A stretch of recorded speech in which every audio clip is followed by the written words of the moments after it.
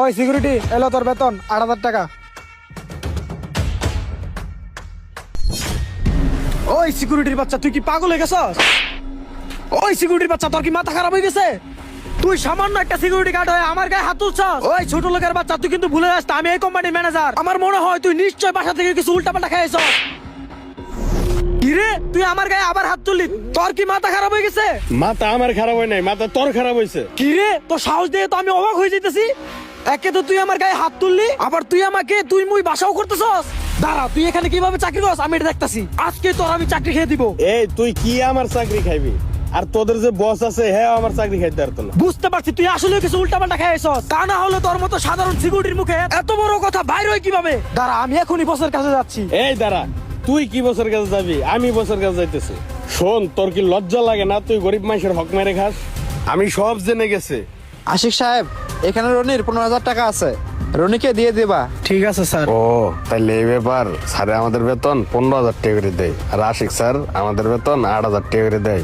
বসের কাছ থেকে যে তুই আমাদের বেতন 15,000 টাকা করে নেস, আর আমাদের দেশ 8,000 টাকা করে। এই আমাদের মতো সাধারণ সিকিউরিটি গার্ডের টাকা মেরে খেতে তোর কলিজা একটু বাদলো না?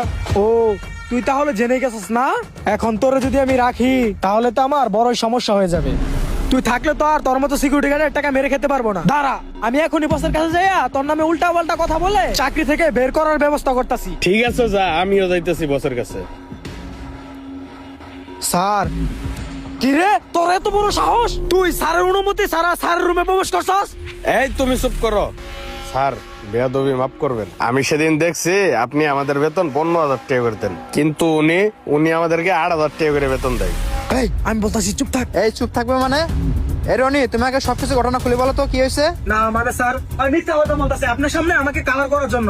এই তুমি চুপ করো, তুমি ভুলে যেও না আমাদের অফিসের চারপাশে সিসি ক্যামেরা লাগানো আছে, আর আমি সিসি ক্যামেরা দেখছি তুমি ওনাকে কত টাকা স্যালারি দিছো। স্যার, আপনি বলেন আপনি আমাদের স্যালারি কত করে দেন? কেন 15,000 করে দেই? হ্যাঁ স্যার, আমিও দেখছি সেদিন আপনি আমাকে 15,000 টাকার স্যালারি দিচ্ছেন, কিন্তু উনি আমাদের 8,000 টাকা করে দেন। আশিক সাহেব, আজকে যদি আমি সিসি ক্যামেরা না চেক দিতাম তাহলে তো আমি বুঝতে পারতাম না, আর তোমার ওই আসল রূপটা আমি দেখতে পারতাম না। না জানি তুমি রনি ছাড়া আর কত মানুষের টাকা এভাবে মেরে দিছো। বুঝলাম না আশিক সাহেব, এই সমস্ত সিকিউরিটি গার্ডের টাকা মেরে খেতে কি তোমার বুকটা একবারও কাঁপলো না? না মানে স্যার, এটা আমি কোম্পানির ভালোর জন্য। এই তুমি চুপ করো, তুমি যে আমার কোম্পানির ভালোই চাইতা তাহলে তুমি এই সমস্ত অসহায় লোকদের টাকা মেরে খাইতা না। আমি আমার অফিসের সমস্ত কর্মচারীকে আমি এক চোখেই দেখি, আর তুমি কিনা তাদের কাছে আমাকে কালারিং বানাতেছো। আশিক সাহেব, আমি তো টাকা কম দেই না। আর শোনো, তোমার মতো ম্যানেজার আমার অফিসে চাকরি করার যোগ্য না। আর আজকে তুমি আমার অফিস থেকে বের হয়ে যাবা, এই মুহূর্তে যাবা, তাও আবার বেতন ছাড়া। স্যার, এবারের মতো আমার মাফ করে দেন। তুমি যে ভুল করছো